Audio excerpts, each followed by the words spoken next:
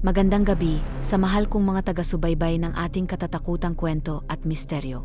Magsama-sama tayo sa isa na namang gabi ng kababalaghan at kilabot. Handa na ba kayo sa pagpatuloy sa ating kwentong katatakutan? Pulang liwanag ang bumalot sa buong paligid. Nakatayo si Miko, hinihingal, habang ang katawan niya ay tila unti-unting nagbabago.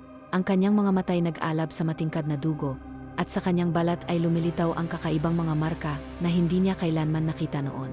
Napaurong si Marco, tila hindi makapaniwala sa kanyang nakikita. Hindi ito maari. Hindi ikaw ang dapat na tagapagmana. Ngunit bago pa makasagot si Miko, biglang sumugod ang halimaw, mas mabangis at mas mabilis kaysa kanina. Sa isang iglap, inundayan nito ng matatalim nitong kuko si Miko, ngunit sa hindi may paliwanag na dahilan, isang malakas na enerhiya ang pumigil sa halimaw. Isang sigaw ang pumunit sa katahimikan, at nang tumingin si Miko sa kanyang mga kamay, nakita niyang may lumalabas na itim at pulang aura mula sa kanyang mga palad. Tama ang hinala ko, bigkas na matandang babae habang nakamasid sa kanila. Ang dugo ng tunay na tagapagmana ay nagising na. Ngunit sa halip na matuwa, lalo pang nagdilim ang ekspresyon ni Marco. Hindi, ako dapat ang napili. Ako ang mas malakas. Dala ng matinding galit, biglang sumugod si Marco kay Miko. Hindi lang laban ng magkakambal ang nangyayari ngayon, ito na ang sagupaan ng kanilang kapalaran. Nagsalubong ang kanilang mga kamao, at sa bawat banggaan ng kanilang lakas, yumanig ang buong paligid. Marco, hindi kita kalaban, sigaw ni Miko habang iniiwasan ang mga pag-atake ng kapatid. Kung hindi mo ako kalaban, bakit ikaw ang pinili? Bulalas ni Marco, puno ng hinanakit. Hindi makasagot si Miko. Hindi rin niya alam. Ngunit isang sagot lang ang alam niya. Hindi niya hahayaang sirain ng sumpa ang relasyon nilang magkapatid. Ngunit ano nga ba ang kapalarang naghihintay sa kanila? Mabilis ang mga hakbang ni Marco habang sumugod siya kay Miko. Ang kanyang mga mata ay nagliliyab sa matinding galit. Hindi na ito ang tahimik at mahinahong kakambal na kilala niya noon. Miko, lumaban ka, sigaw ni Marco habang inundayan siya ng isang mabilis na suntok. Naiwasan ito ni Miko sa huling saglit, ngunit ramdam niya ang matinding enerhiyang dumaloy mula sa kamao ng kapatid. Sa loob-loob niya, hindi niya gusto ang labang ito. Ngunit paano niya mapipigilan si Marco kung hindi ito makikinig? Hindi ako makikipaglaban sa'yo, Marco, sigaw ni Miko. Kung ganon, mamamatay kang duwag. Isang mabilis na hampas ang dumapo sa pisngi ni Miko, dahilan upang matumba siya sa lupa. Ramdam niya ang init ng sugat na iniwan ng attack ni Marco. Ngunit bago pa siya muling makatayo, isang malamig na tinig ang pumuno sa paligid. Sapat na. Lahat ay natigilan. Mula sa likuran nila, lumitaw ang matandang babae na siyang nagbabantay sa kanilang pamilya. Ang kanyang mga mata ay puno ng karunungan, ngunit sa pagkakataong ito, may bahid ng awa. Ang sumpa ng inyong angkan ay hindi maaaring takasan, aniya. Isa sa inyo ang dapat magtagumpay, at ang isa ay kailangang isakripisyo. Napamulagat si Miko. Anong ibig mong sabihin? Ngumisi si Marco, tila naunawaan na niya ang lahat. Ngayon mo lang ba naisip? Ako ang isinumpang alay, Miko. Ikaw ang hinirang na tagapagmana. Hindi. Napailing si Miko. Hindi kita isasakripisyo. Ngunit bago pa siya makakilos, bumagsak si Marco sa lupa, hawak ang kanyang dibdib. Isang kakaibang itim na usok ang bumalot sa katawan nito, at ang kanyang mukha ay napuno ng paghihirap. Dahan-dahang lumapit ang matanda. Ang dugo ng inyong lahi ay may kapalit. Isa lang sa inyo ang pwedeng mabuhay. Nanlumo si Miko habang pinagmamasdan ang kakambal niyang unti-unting nilalamon ng sumpa. Ano ang kanyang gagawin? Susunod ba siya sa itinakdang kapalaran o lalaban siya upang iligtas ang kapatid? At kung pipiliin niyang lumaban, paano niya matatalo ang mismong sumpang dumadaloy sa kanilang dugo? Mabigat ang hangin sa paligid. Ang lupa ay tila nanginginig sa bawat tibok ng puso ni Miko habang pinagmamasdan niya ang kakambal na si Marco. Nakalugmok, nilalamon ng isang maitim na usok na nagmumula sa kanyang sariling katawan. Marco, sigaw ni Miko, lumalapit upang tulungan ang kapatid. Ngunit bago niya ito mahawakan, isang matinding puwersa ang tumulak sa kanya paatras. Sa isang iglap, bumukas ang mga mata ni Marco, hindi na ito tulad ng dati. Ang dating nag-alab na galit ay napalitan ng isang malalim at nakakatakot na kawalan. Ang kanyang balat ay naging maputla, at ang kanyang mga kuko ay humaba, tila matatalim na pangil ng isang mabangis na hayop. Hindi mo na ako maliligtas, Miko, malamig ang boses ni Marco, ngunit may halong lungkot. Ako ang isinumpa, ako ang sakripisyo. Hindi. Napailing si Miko. Hindi ko matatanggap yan. Magkapatid tayo. Ngunit ngumisi si Marco, isang ngiting puno ng pait. Kung talagang kapatid mo ako, pigilan mo ako. At sa isang iglap, isang matalim na hampas ang dumaan sa harapan ni Miko. Halos hindi siya nakailag. Ang lakas ni Marco ay lalong lumakas, ngunit ang kanyang presensya ay tila hindi na siya. Siya ay tuluyan ng naging isa sa ating lahi. Malamig na bulong ng matandang babae, habang pinagmamasdan ang nagbabagong anyo ni Marco. Kung hindi mo siya mapipigilan, lulunurin niya sa dugo ang buong bayan. Hindi kita hahayaang mawala, Marco, bulong ni Miko sa sarili. Ngunit paano niya may liligtas ang kanyang kakambal kung siya mismo ay wala pang ganap na kontrol sa sariling kapangyarihan? Isang matinding sagupaan ang hindi maiiwasan. Isa lang ang tanong, magagawa ba ni Miko na iligtas si Marco? O ang sumpa ang tuluyang magtatakda ng kanilang kapalaran? Sa madilim na kakahuyan ng San Ignacio, bumangon ang dalawang anino, ang magkapatid na ngayon ay nasa magkabilang panig ng kapalaran. Si Miko, pilit na nilalabanan ang sumpa ng kanilang lahi, at si Marco, unti-unting nilalamon ng itim na dugo. Miko, wala nang ibang paraan, malamig na sabi ni Marco habang ang kanyang mga mata ay pulang-pula, tila apoy na nagliliyab sa kadiliman. Hindi mo ito ginusto, Marco, sagot ni Miko, nagpipigil ng emosyon. Alam kong nariyan ka pa rin. Ngunit sa halip na sumagot, biglang lumundag si Marco, mabilis, tulad ng isang nilalang na hindi naganap na tao. Isang matalim na kuko ang humati sa hangin, papunta kay Miko. Napaatras si Miko, pero hindi niya maiwasan ito magpakailanman. Kung hindi siya lalaban, malamang ay tuluyan nang mawala ang kanyang kakambal sa sumpang ito. Kung hindi mo ako lalabanan, ikaw ang mamamatay, bulong ni Marco, isang malademonyong ngiti ang gumuhit sa kanyang labi. Nag-alab ang dugo ni Miko. Biglang lumitaw ang kakaibang kapangyarihan sa kanyang mga kamay, isang liwanag na kulay dugo, ngunit may halong baghaw na tila pilit na sumasalungat sa kadiliman ni Marco. Sige, mahina ngunit matatag ang tinig ni Miko. Kung ito ang tanging paraan para iligtas ka, lalaban ako. At sa isang iglap, nagsalpukan ang kanilang mga kamao, at yumanig ang buong kagubatan. Sa gabing iyon, ang langit ay bumuhos ng ulan, tila lumuluha para sa dalawang kapatid na pinagtagpo ng tadhana, ngunit pinaghiwalay ng sumpa ng kanilang lahi. Ang sigawan ng dalawang magkapatid ay nag-eko sa buong kagubatan. Ang hampas ng kanilang kapangyarihan ay nagpalipad ng alikabok at dahon sa paligid. Si Miko, pilit na nilalabanan ang kakambal, habang si Marco ay tuluyan ng nagbago. Hindi na ito ang tahimik at mapagmahal na kapatid na kanyang nakilala noon. Marco, lumaban ka sa sumpa, sigaw ni Miko habang iniwasan ang matalim na hampas ng kuko ng kakambal. Ngunit sa halip na sumagot, isang mabagsik na ngiti ang gumuhit sa mukha ni Marco. Hindi mo na ako maliligtas, Miko. Ako na ang tunay na tagapagmana ng ating lahi. Muli siyang sumugod at sa isang iglap, dumapo ang kanyang matalim na kuko sa balikat ni Miko, nag-iwan ng malalim na sugat. Napadaing si Miko, ngunit bago pa siya muling matamaan, ginamit niya ang natitirang lakas upang itulak ang kakambal gamit ang baghaw na liwanag mula sa kanyang mga palad. Napaatras si Marco at sa unang pagkakataon, nakita ni Miko ang pag-alinlangan sa mukha ng kakambal. Marco, alam kong naririyan ka pa, bulong niya habang nakatingin ng diretso sa mga mata ng kapatid. Hindi mo kailangang magpadala sa sumpa. Nanginig ang katawan ni Marco. Ang kanyang mga kamay ay lumuwag, tila may naglalaban sa kanyang isipan. Ngunit bago pa siya tuluyang bumalik sa kanyang sarili, isang malalim na tinig ang pumuno sa hangin. Wala nang atrasan, anak ko.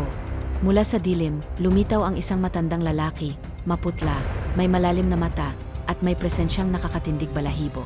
Si Lolo Ambo. Ikaw ang napili, Marco, malamig nitong sabi. At ikaw naman, Miko, ikaw ang hadlang. Sa isang iglap, isang malakas na itim na enerhiya ang bumalot kay Marco, at ang kanyang anyo ay lalong nagbago. Mas matalim ang kanyang mga kuko, mas mabagsik ang kanyang mata, at mas madilim ang kanyang aura. Napakuyom ng kamao si Miko. Hindi lang pala ang sumpa ang kalaban nila, mismong ang kanilang pamilya ang may hawak ng tanikala sa kanilang kapalaran. Kailangan niyang gumawa ng desisyon. Lalaban ba siya hanggang dulo? O susuko siya sa itim na kapangyarihang bumabalot sa kanilang angkan? Nag-alab ang kapaligiran sa enerhiyang bumabalot kay Marco. Ang kanyang katawan ay halos hindi na mukhang tao. Ang kanyang balat ay may madilim na guhit na tila ugat ng sumpang unti-unting kumakalat sa kanyang pagkatao. Sa harapan niya, si Miko ay humihingal, pilit na pinaglalabanan ang sakit ng sugat sa kanyang balikat. Sa likod nila, si Lolo Ambo ay nakatayo. Ang kanyang presensya ay puno ng kasinungalingan at mga lihim na matagal nang itinago ng kanilang angkan. Ngayon mo natanggapin, Miko, malamig na sabi ng matanda. Hindi mo matatakasan ang kapalaran ninyo. Isa kayo sa amin. Kapalaran? Suminghal si Miko, nagpipigil ng galit. Kapalaran ba ang tawag mo sa sumpang ito? Hindi ito buhay na gusto ko para sa amin ni Marco. Ngunit bago pa siya makapagsalita ulit, isang matalim na suntok ang bumagsak sa kanya. Si Marco, walang awa, ang bumagsak sa kanya na parang isang mabangis na hayop. Marco, sigaw ni Miko habang pilit niyang nilabanan ang lakas ng kakambal. Huwag mong hayaang kontrolin ka nila. Ngunit si Marco ay tila isang manika na sunod-sunuran sa madilim na puwersa. Ang kanyang mga mata ay puno ng dilim, at sa kanyang ngiti ay walang bakas ng kanyang dating sarili. Kapatid, tapusin na natin ito, malamig niyang sabi. Ngunit bago pa bumagsak ang susunod na atake, isang sigaw ang pumunit sa katahimikan ng gabi. Marco, Miko, si Annabel. Nakatayo siya sa gilid ng kakahuyan, ang kanyang mukha ay puno ng pag-alala. Sa kanyang mga mata ay may halong takot at determinasyon. Annabel. Napatingin si Marco sa dalaga, at sa unang pagkakataon ay nagbago ang kanyang ekspresyon. Marco, hindi ka halimaw, patuloy ni Annabel. Huwag mong hayaang lamunin ka ng kadiliman. Ngunit si Lolo Ambo ay numisi. Huli na ang lahat, iha. Isa na siyang tunay na tagapagmana ng ating dugo. Hindi, sigaw ni Annabel. Sa isang iglap, hinawakan niya ang isang lumang kwintas sa kanyang lig, isang antigong anting-anting na nagmula sa kanyang pamilya. Agad itong nagliwanag, at isang kakaibang enerhiya ang bumalot sa paligid. Napaatras si Marco, hawak ang kanyang ulo. Isang malakas na sigaw ang lumabas sa kanyang bibig, at saglit siyang bumagsak sa lupa. Si Miko naman ay nagulat sa nangyayari. Ano yan? Hindi lang ang pamilya ninyo ang may lihim, sagot ni Annabel. Angkan ko ang matagal nang lumalaban sa mga tulad ninyo. Napatitig si Miko sa dalaga. Ang pamilya ni Annabel, sila pala ang tunay na kaaway ng kanilang lahi. Matinding sigaw ang lumabas mula kay Marco nang tamaan siya ng liwanag mula sa anting-anting ni Annabel. Ang kanyang katawan ay nanginig, at ang madilim na enerhiyang bumabalot sa kanya ay tila unti-unting kumukupas. Marco, sigaw ni Miko, pilit na lumapit sa kakambal niyang nakaluhod sa lupa, hawak ang kanyang ulo. Ngunit bago pa tuluyang mawala ang epekto ng sumpa, isang malakas na hangin ang bumalot sa paligid. Si Lolo Ambo ay humakbang pasulong, ang kanyang mga mata ay nagbabaga sa galit. Walang puwang ang mahihinang nilalang sa ating lahi, malamig niyang sabi.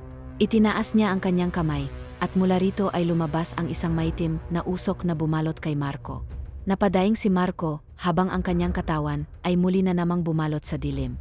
Hindi mo siya may liligtas, iha, patuloy ni Lolo Ambo, nakatingin kay Annabel.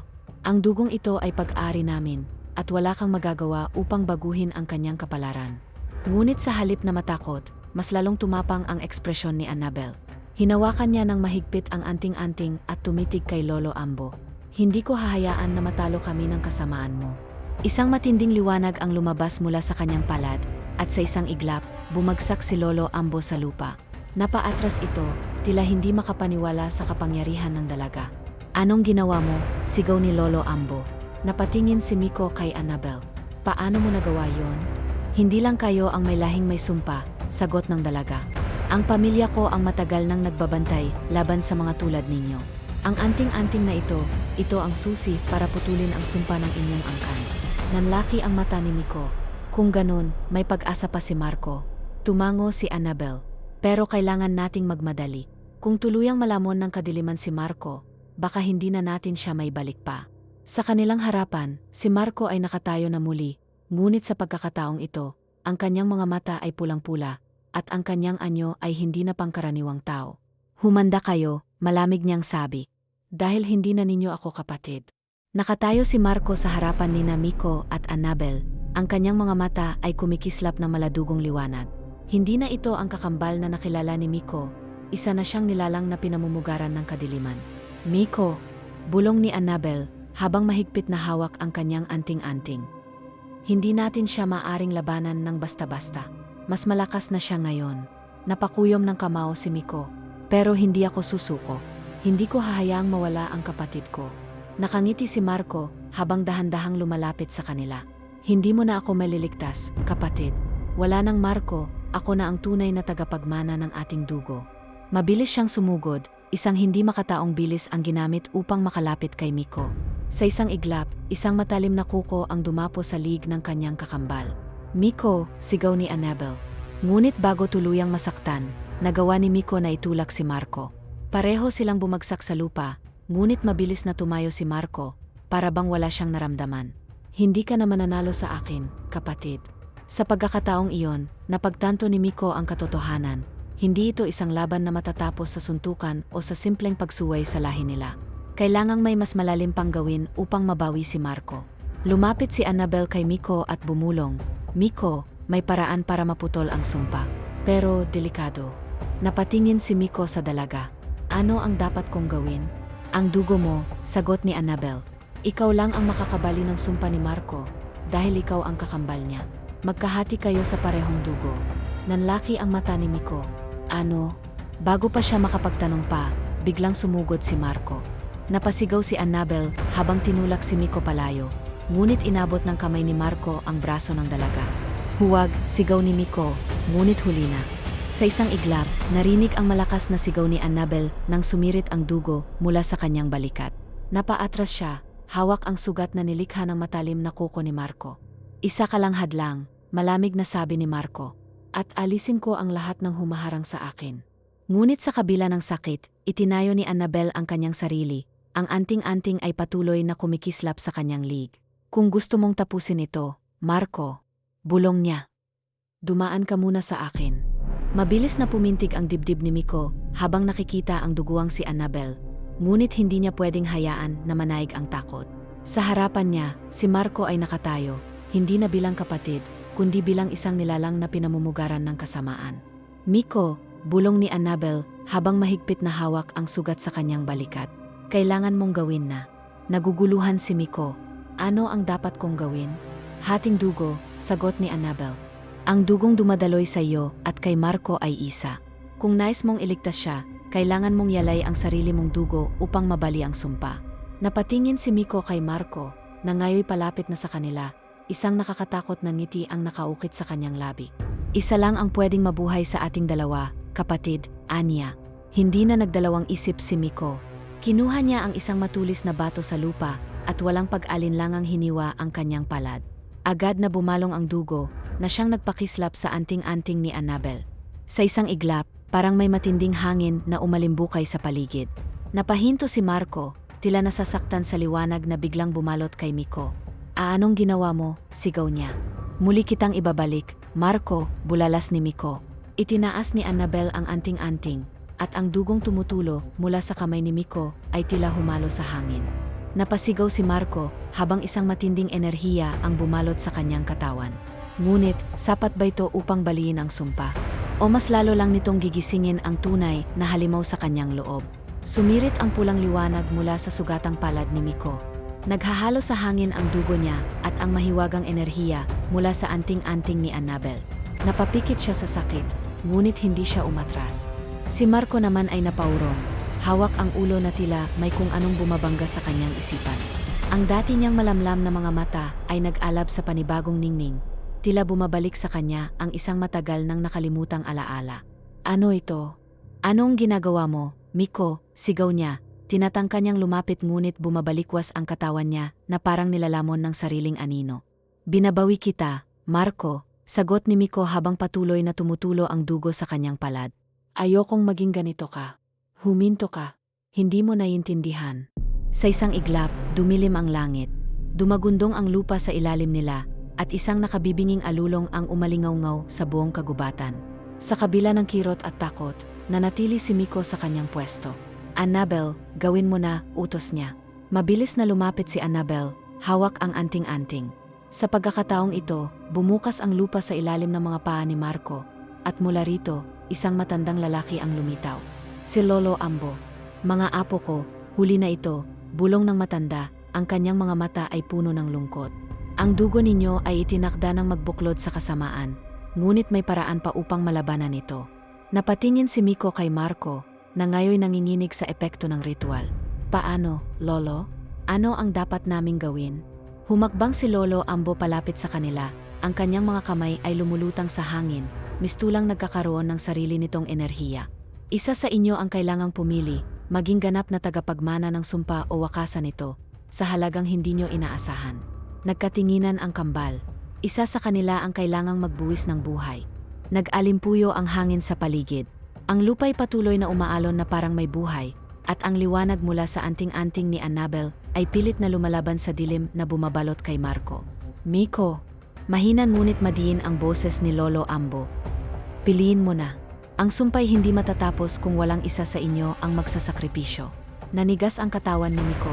Napatingin siya kay Marco, na ngayoy nakayuko, ang mga kamay mahigpit na nakakuyong. Sa ilalim ng anino ng kagubatan, nakita niya ang paghihirap sa mukha ng kanyang kakambal, isang anyo ng isang taong gustong lumaban ngunit wala ng kontrol sa sarili. Marco, labanan mo yan. Hindi mo kailangang maging halimaw, sigaw ni Miko. Napailing si Marco, dahan-dahang tumingala at tumitig sa kakambal. Isang malupit na ngiti ang gumuhit sa kanyang mukha. At bakit ako lalaban, Miko? Bakit hindi mo subukang tanggapin na ito ang tunay nating kapalaran? Sa isang iglap, sumugod si Marco, ang mga matay nagliliyab sa kulay dugo. Iwinasiwas niya ang kanyang kamay, at isang matalim na pangil ang biglang lumabas mula sa kanyang mga daliri, parang kutsilyong lumalagablab sa itim na enerhiya. Napaatras si Miko ngunit huli na, isang malalim na sugat ang gumuhit sa kanyang braso. Napangiwi siya sa sakit, ngunit hindi siya bumitaw. Miko, sigaw ni Annabel, mabilis siyang lumapit, ngunit isang anino ang humarang sa kanya. Isang nilalang na hindi niya maaninag ng buo, ngunit may nakakatakot na anyo. Sa wakas, boses iyon ni Marco, ngunit may halo ng ibang tinig. Isang tinig na hindi na kanya. Ako ang pinili ng ating dugo. Ako ang magiging tunay na tagapagmana. Muli siyang sumugod kay Miko, ngunit bago pa siya makalapit, isang matinding liwanag ang biglang pumailanlang mula sa sugat ni Miko. Hindi ito isang ordinaryong dugo. Napadila si Marco, ang katawan niya'y nanginig. Anong? Si Lolo Amboy napatingin kay Miko, ang mga matay tila nagtataka. Hindi ito maari. Ang dugong tumutulo mula kay Miko ay hindi pula, kundi isang matingkad na kulay ginto. Nananatiling nakatayo si Miko sa gitna ng kagubatan, ang kanyang sugat ay patuloy na dumudugo, ngunit imbes na pulang dugo, isang mahiwagang gintong likido ang lumalabas mula rito. Nanginginig si Marco habang nakatingin sa kanya, parang may kung anong puwersang pumipigil sa kanyang kumilos. Ano to? Bulong ni Marco, tila hindi makapaniwala. Si Lolo Ambo naman ay unti-unting lumapit, ang kanyang tingin ay puno ng pag-alala at pagtataka. Ang dugo mo, Miko, hindi ito dugo ng isang ordinaryong aswang. May lihim pang hindi natin alam. Sa pagdampi ng liwanag mula sa kanyang sugat, unti-unting umaatras ang dilim na bumabalot kay Marco. Napangiwi ito, tinatakpan ang kanyang ulo na parang may bumabangga sa kanyang isipan. Hindi ako papayag, sigaw ni Marco. At sa isang iglap, isang malakas na alon ng itim na enerhiya ang bumalot sa paligid. Napaatras si Miko at Annabel, habang si Lolo Ambo ay napapikit at bumuntong hininga. Malakas ang hawak ng sumpa sa'yo, Marco, bulong ng matanda. Ngunit may pag-asa pa. Muling tumingin si Miko sa kanyang kakambal. Naalala niya ang masasayang alaala nila noon, ang paglalaro sa bukid, ang pagtawa habang nagtatakbuhan sa ulan. Hindi niya maatim na hayaang tuluyang lamunin ng kasamaan si Marco. Kakayanin mo to, Marco, mading sabi ni Miko. Hindi pa huli ang lahat. Ngunit napangisi lang si Marco, at sa isang iglap, nawala siya sa harapan nila. Marco, sigaw ni Miko. Tahimik ang paligid, tanging ang tunog ng hangin at kaluskos ng mga dahon ang maririnig. Sinundan na siya ng kadiliman. Bulong ni Lolo Ambo. At kung hindi natin siya mahahanap, bago maging huli ang lahat, tuluyan na siyang magiging halimaw. Nagkatinginan si Miko at Annabel. Alam nilang wala ng urungan ito. Mabilis ang paghinga ni Miko habang tumatakbo sa masukal na kagubatan. Ang malamig na hangin ng gabi ay sumasabay sa kanyang kaba. Hinahanap niya si Marco bago pa ito tuluyang mawala sa ilalim ng sumpang bumabalot sa kanilang pamilya. Si Annabel naman ay nasa likuran niya. Mahigpit na hawak ang kanyang anting-anting na kumikislap sa madilim na paligid. Miko, teka lang. Alam mo bang saan siya nagpunta? Napahinto siya saglit, tinitingnan ang lupa kung may bakas ng paa o kahit anong senyales ng dinaanan ng kanyang kakambal. Wala akong ideya, pero may kutob ako. May pupuntahan siya at alam ko kung saan. Nagkatinginan sila ni Annabel. Alam nilang isa lang ang lugar kung saan maaring tumakbo si Marco. Ang lumang altar ng kanilang pamilya. Nang makarating sila sa altar, isang malamig na pakiramdam ang bumalot sa kanilang katawan. Ang lugar ay napapalibutan ng matataas na puno, at sa gitna, naroon ang isang lumang bato na may nakaukit na mga kakaibang simbolo. At doon nila nakita si Marco. Nakatayo ito sa harapan ng altar, ang kanyang likod ay nakatalikod sa kanila. Mabagal ang kanyang paghinga, at kahit hindi pa siya lumilingon, ramdam nila ang kakaibang enerhiyang bumabalot sa kanya. Marco, maingat na tawag ni Miko. Dahan-dahang lumingon ang kanyang kakambal, at sa sandaling iyon, napaatras si Annabel. Ang dating malamlam at mapaglarong mata ni Marco ay napalitan na ng isang bagay na hindi nila inaasahan, itim na mata. Walang puti, walang kulay, puro dilim. Ngumiti si Marco, ngunit ang ngiting iyon ay malamig, walang emosyon. Akalain mo, Miko, ikaw pala ang magiging hadlang. Tama na, Marco. Labanan mo yan, sigaw ni Miko. Ngunit napangisi lamang si Marco, at sa isang iglap, isang napakalakas na puwersa ang bumalot sa buong altar. Muling tumili si Annabel nang makita niyang lumabas mula sa lupa ang mga anino, mga hugis-taong nilalang na walang mukha, dahan-dahang lumalapit sa kanila. Napatingin si Miko kay Marco, na ngayon ay nakataas ang kamay, parang isang hari na nagpapatawag ng kanyang hukbo. Tapos na ang lahat, Miko. At sa isang saglit, bumagsak ang dilim. Mabilis na bumigat ang hangin sa paligid, animoy isang hindi nakikitang puwersa ang dumadagundong sa lupa. Nakatayo si Marco sa harap ng altar, ang kanyang itim na mata ay tila lumalagablab sa kadiliman. Napalunok si Miko, ngunit hindi siya natinag. Marco, kapatid kita. Hindi mo kailangang gawin to, mahina ngunit mariing sabi niya. Ngunit napangisi lamang si Marco. Kapatid. Noon siguro, pero ngayon, ako na ang tagapagmana ng ating dugo. Ako ang dapat na maghari. Sa isang iglap, itinaas ni Marco ang kanyang kamay at agad lumabas mula sa lupa ang mga anino, mga nilalang na hugis-tao, ngunit walang mukha. Dahan-dahan silang lumalapit kay Miko at Annabel, ang kanilang katawan ay umaalog na parang usok. Tumakbo tayo, Miko, sigaw ni Annabel, ngunit hindi gumalaw si Miko. Humakbang siya palapit sa kakambal. Kung totoo yang sinasabi mo, Marco, kung talagang ikaw ang tagapagmana, bakit mo kailangang pumatay? Bakit mo kailangang maging halimaw? Sandaling natahimik si Marco. Para bang may bahagi ng sarili niyang kaluluwa ang nag-alinlangan. Ngunit bago pa ito magtagal, isang malakas na sigaw ang umalingaw-ngaw sa kanilang paligid. Hindi pa siya ganap. Napalingon silang lahat. Mula sa dilim, isang matandang lalaki ang lumitaw, si Lolo Ambo, hawak ang isang patpat na tila kumikinang sa liwanag ng buwan. Sa tabi niya, nakatayo si Damian, ang ama ng kambal, na halatang naguguluhan at natatakot sa nasasaksihan. Marco, Miko, hindi niyo alam kung anong nilalaro ninyo, babala ni Lolo Ambo. Ang dugong dumadaloy sa inyo ay hindi basta-basta. May dahilan kung bakit tinago ito ng ating lahi sa loob ng maraming henerasyon. Lolo, anong ibig mong sabihin? Tanong ni Miko. Ang dugong iyan, sabat ni Damian, ay may sumpa. Isa lang sa inyo ang kayang tanggapin ito ng buo, isa lang ang tunay na tagapagmana. Pero kung ang maling tao ang gagamit nito, biglang lumakas ang hangin. Napatingin si Marco sa kanyang kamay, nanginginig ito. Aano to, bulong niya. Sa isang saglit, ang kanyang katawan ay nagsimulang manginig ng husto, at mula sa kanyang balat, unti-unting lumabas ang mayitim na ugat, para bang may bumabalot sa kanya mula sa loob. Napasigaw si Marco sa sakit. Marco, sigaw ni Miko, patakbong lumapit sa kakambal. Ngunit bago pa siya makalapit, isang malakas na pagsabog ng enerhiya ang nagpaatras sa lahat. At sa gitna ng dilim, unti-unting lumitaw ang isang bagong anyo ni Marco, hindi na siya ganap na tao. Napaluhod si Damian sa nakita. Diyos ko! Si Marco, ang dating tahimik at mabait na kakambal ni Miko, ay ngayon nakatayo sa harap nila na may mahahabang kuko, itim na mata, at balat na tila may punit-punit na anino. Ngunit ang mas nakakatakot ay ang ngiti sa kanyang labi. Handa na akong tanggapin ang kapalaran ko.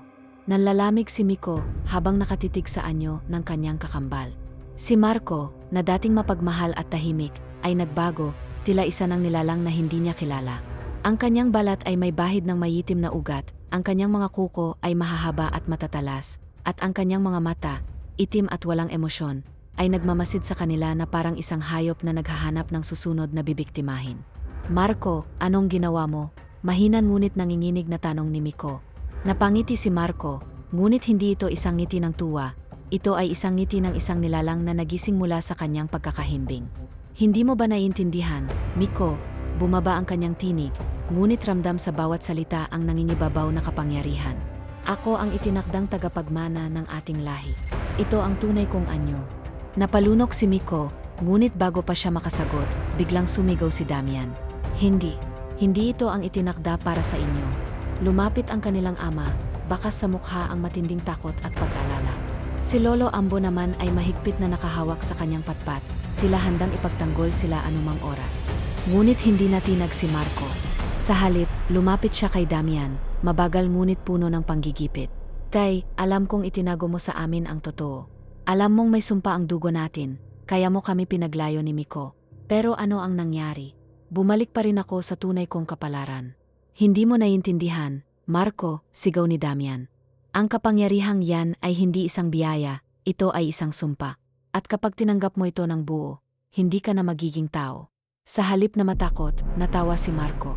At sino ang may sabing gusto ko pang maging tao? Biglang lumakas ang hangin. Mula sa anino ni Marco, lumitaw ang mga hugis-taong nilalang na kanina pa nagmamasid sa kanila. Ang mga ito ay gumagapang sa lupa, walang mukha, ngunit may malalalim na mata na kumikislap sa dilim. Marco, tama na, sigaw ni Annabel, na hawak pa rin ang kanyang anting-anting. Hindi mo kailangang gawin to. Ngunit sa halip na makinig, isang malamig na tingin ang ibinigay ni Marco kay Annabel.